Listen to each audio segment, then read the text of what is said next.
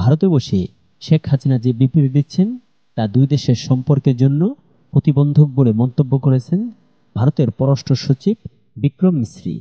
তিনি বলেছেন, শেখ হাসিনার এসব বিবৃতি মোদী সরকার সমর্থন করে না। সোমবার ৯ ডিসেম্বর বাংলাদেশ সফরে আসেন তিনি। ওই দিনই রাতে ভারত ফিরে যান তিনি।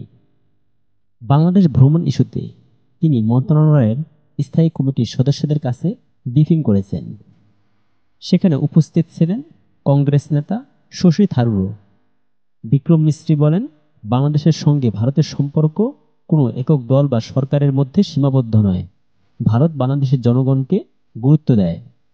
পররাষ্ট্র সচিব আরও বলেন, শেখ হাসিনা নিজের যোগাযোগ মাধ্যম ব্যবহার করে বক্তব্য বা বিবৃতি দিচ্ছেন।